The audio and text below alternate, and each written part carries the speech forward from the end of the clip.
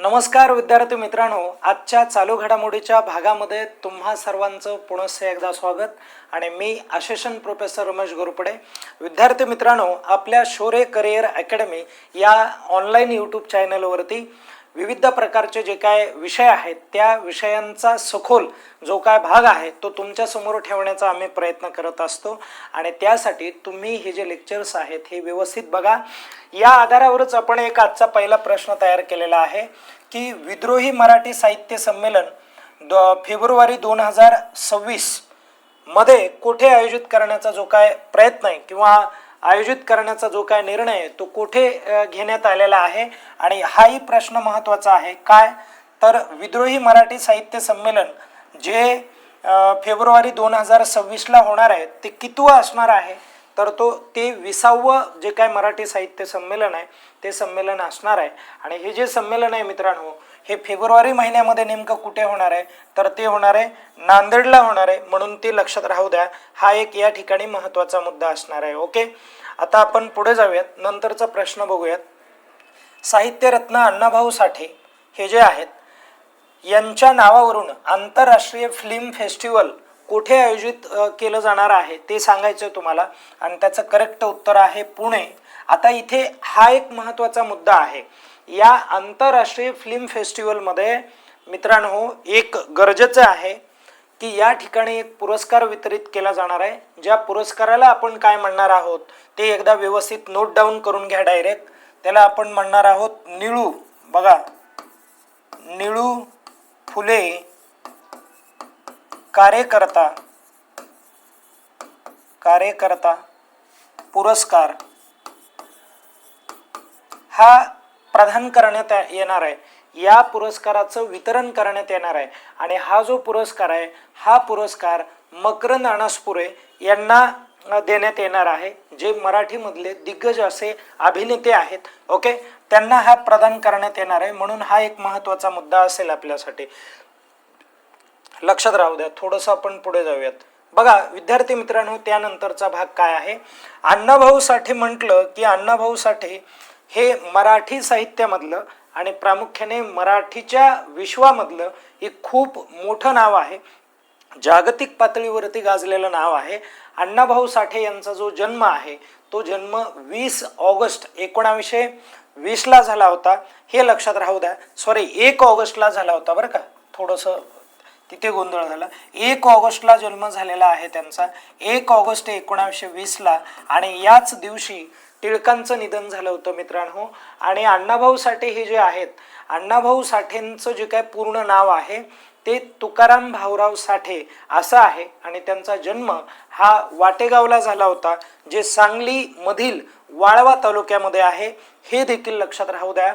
Okay, आणि त्यांच्या आईचं नाव भागुबाई असं आहे आणि त्यांच्या पत्नीचं नाव जयवंता म्हणून आहे।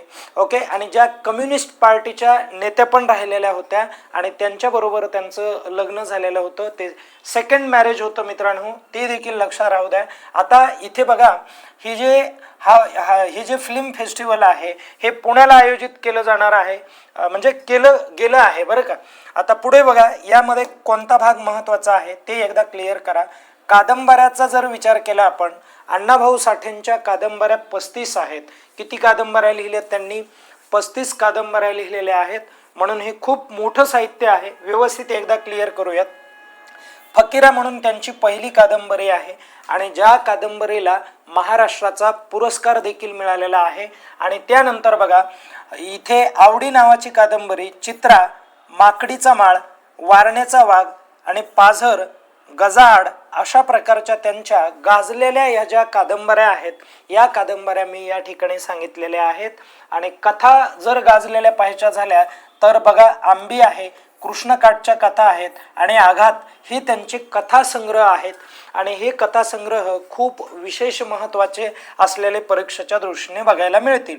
आता त्यानंतर नाटकांचा विचार केला तर अकलेची गोष्ट 1945 ला आलेलं हे नाटक, आणि ज्या नाटकाने मराठी रंगभूमीवरती खूप असा धुमाकूळ घातला होता अशा पद्धतीचं नाटक।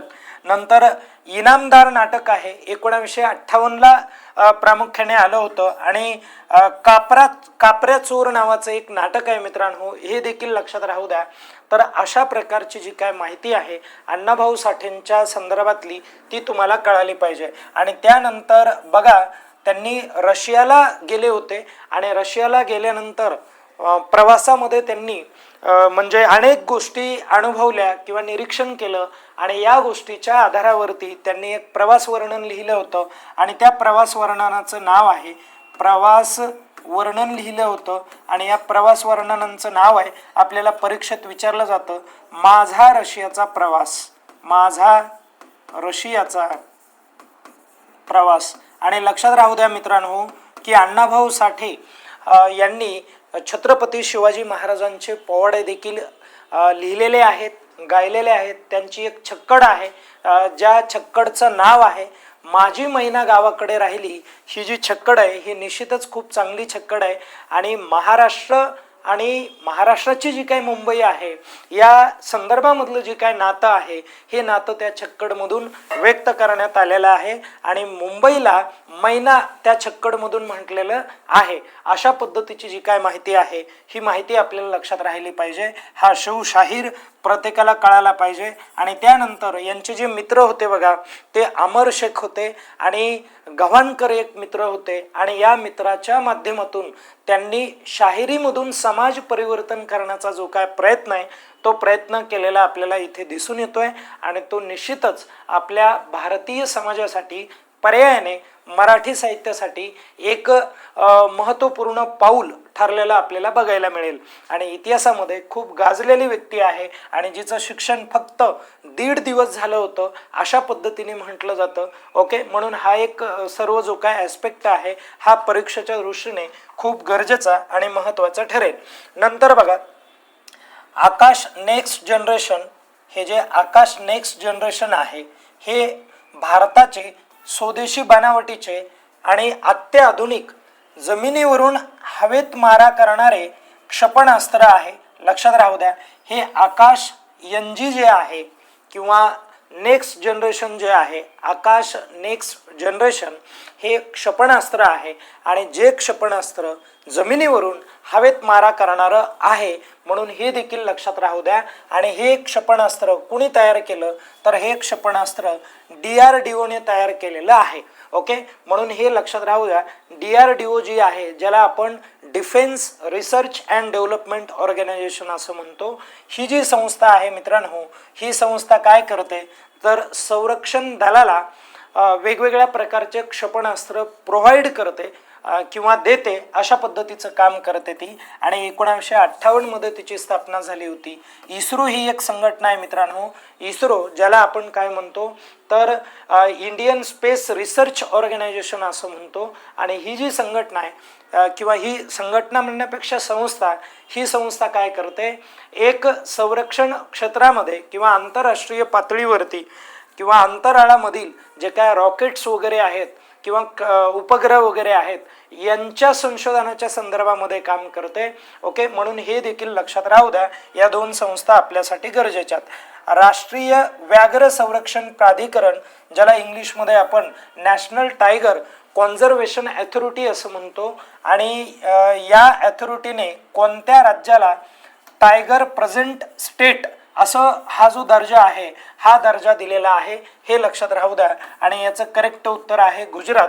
कारण मागेच काय झालं होतं तर नरेंद्र मोदी त्या ठिकाणी गेले होते, ती बाब खूप परिचित होती किंवा प्रसिद्ध झाली होती. आणि हा जो टायगर प्रेझेंट स्टेट म्हणून दर्जा देण्यात आला आहे याचा अर्थ असा होतोय की गुजरातमध्ये सर्वाधिक टायगर रिझर्व करण्यात आलेले आहेत, हे या दर्जावरून किंवा या स्टेटमेंटवरून आपल्या लक्षात येईल. आता त्यानंतर पुढे बघा, राष्ट्रपती Droupadi Murmu Indian naval ship, ज्या शिपचं नाव आहे वाघशीर, पाणबुडी मधून प्रवास करणाऱ्या कितव्या राष्ट्रपती झालेल्या आहेत तर पहिले राष्ट्रपती कोण आहेत, तर APJ अब्दुल कलाम यांनी देखील पाणबुडीमधून प्रवास केला होता. आणि त्यांच्यानंतर कुणी केला, तर द्रौपदी मुर्मू यांनी. म्हणून त्या कितव्या राष्ट्रपती ठरलेल्या आहेत, तर दुसऱ्या राष्ट्रपती ठरलेल्या आहेत. म्हणून ते लक्षात राहू द्या मित्रांनो. नंतरचा प्रश्न बघा, सुपर कंडक्टिंग मॅग्लेव तंत्रज्ञानावर आधारित एका चाचणी ट्रेनने केवळ 2 सेकंदामध्ये, फक्त 2 सेकंदामध्ये 700 किलोमीटर प्रति तास वेगाने गाठण्याचा जो काय जागतिक विक्रम आहे तो विक्रम केलाय. आणि ही जी ट्रेन आहे, ही ट्रेन कोणत्या देशाची आहे, तर त्याचं करेक्ट उत्तर काय आहे, चीनची आहे, चायनाची ट्रेन आहे. त्यानंतर 14 ते 23 डिसेंबर 2025 दरम्यान ग्लोबल चेस लीग या स्पर्धेचे आयोजन कोणत्या शहरामध्ये करण्यात आले, अशा प्रकारचा आपल्याला प्रश्न विचारला जाईल. आणि त्याचं करेक्ट उत्तर काय आहे, तर मुंबई असणार आहे मित्रांनो. हे देखील लक्षात राहू द्या. आपण पुढचा प्रश्न पाहूयात. बघा, इंडियन क्रिकेट काउन्सिल अंडर-19 म्हणजे 19 वयोगट आपण त्याला असं म्हणतो. मग या 19 वयोगटामधील क्रिकेट विश्वचषक 2026 साठी भारतीय संघाचा कर्णधार कोण असणार आहे, तर त्याचं करेक्ट उत्तर काय आहे, तर त्याचं करेक्ट उत्तर आहे आयुष म्हात्रे. हा खेळाडू असणार आहे. म्हणून हे देखील आपल्या परीक्षेच्या दृष्टीने महत्त्वाचा प्रश्न ठरेल. 2026च्या बाबा आमटे जीवन गौरव राष्ट्रीय पुरस्कार कोणाला प्रदान करण्यात आलेला आहे किंवा कोणाला देण्यात आलेला आहे, तर त्याचं करेक्ट उत्तर आहे ओम प्रकाश शहा यांना प्रदान करण्यात आलेला आहे. बाबा आमटे हे जे आहेत, हे कुष्ठरोगाच्या सेवेसाठी आनंदवानामध्ये त्यांनी काम केलेलं तुम्हाला दिसून येईल. त्यांचे जे 2 मुलं आहेत, आपण कालच्याही सेशनमध्ये सांगितलं होतं, विकास आमटे आणि प्रकाश आमटे, हे आता सध्या सेवा करत आहेत कुष्ठरोग्यांच्या संदर्भामध्ये. लक्षात राहू द्या. आता एक शेवटचा प्रश्न बघा, महाराष्ट्र लोकसेवा आयोग, ज्याला तुम्ही MPSC असं म्हणता विद्यार्थी मित्रांनो. ओके, महाराष्ट्राच्या पातळीवरती MPSC आणि केंद्राच्या पातळीवरती UPSC निश्चितच तुम्हाला माहिती असणार आहे. आणि मग या MPSCचे नवीन अध्यक्ष म्हणून नुकतीच कोणाची नियुक्ती करण्यात आलेली, हा प्रश्न तुम्हाला 100% विचारला जाणार आहे. या प्रश्नाविषयी माहिती आपण बघून घेऊयात. त्याचं करेक्ट उत्तर काय आहे, श्री विवेक भीमनवार यांची नियुक्ती करण्यात आलेली आहे. आता लक्षात राहू द्या, एक पूरक माहिती मी तुम्हाला व्यवस्थित सांगतो. विद्यार्थी मित्रांनो, थोडंसं व्यवस्थित लक्ष द्या. इथे काय म्हटलं आहे, तर जर आता महाराष्ट्र लोकसेवा आयोग म्हणजे एखाद्या स्टेट कमिशनचा जो अध्यक्ष असतो, तो अध्यक्ष कोणत्या कलमाने नियुक्त केला जातो, तर 315 नंबरचं कलम आहे. म्हणून हे लक्षात राहू द्या, 315 नंबरचं कलम. त्यांची नेमणूक कोण करतात, तर राज्यपाल ही नेमणूक करतात. आणि राज्यपालांना नेमणूक करण्यासाठी अशा प्रकारचा जो काही सल्ला आहे, तो सल्ला कोण देतात, तर मुख्यमंत्री त्यांच्या मंत्रिमंडळाच्या माध्यमातून देत असतात. हेही लक्षात राहू द्या. हाही एक महत्त्वाचा ॲस्पेक्ट या ठिकाणी असेल. शपथ कोण देतं, तर राज्यपालच देतात. बघा, शपथ देखील राज्यपाल देणार आहेत. आणि राजीनामा हे जे अध्यक्ष आहेत, यांना जर असं वाटलं की आपल्याला या पदावरती राहायचं नाही, मग अशा वेळेस ते राजीनामा कुणाकडे देणार आहेत, तर राज्यपालाकडेच राजीनामा देणार आहेत. हे देखील लक्षात राहू द्या. हा देखील महत्त्वाचा भाग आहे. त्यानंतर यांना बडतर्फी म्हणजे पदावरून दूर करण्यासाठी कुणाला अथॉरिटी मिळालेली आहे, तर राज्यपाल पदावरून दूर करू शकत नाहीत.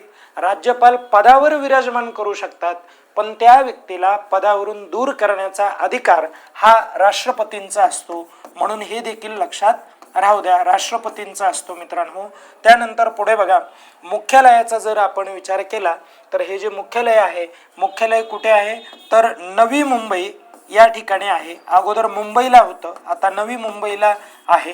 हे लक्षात राहू द्या. आणि स्थापना 1 मेला झाली होती 1960. महाराष्ट्राच्या स्थापनेबरोबर हा जो आयोग आहे, हा आयोग या ठिकाणी म्हणजे नियुक्त करण्यात आलेला होता किंवा या ठिकाणी नावारूपाला आलेला तुम्हाला दिसून येतोय. अशा पद्धतीचे हे जे प्रश्न आहेत हे प्रश्न आजचे आपले असणार आहेत.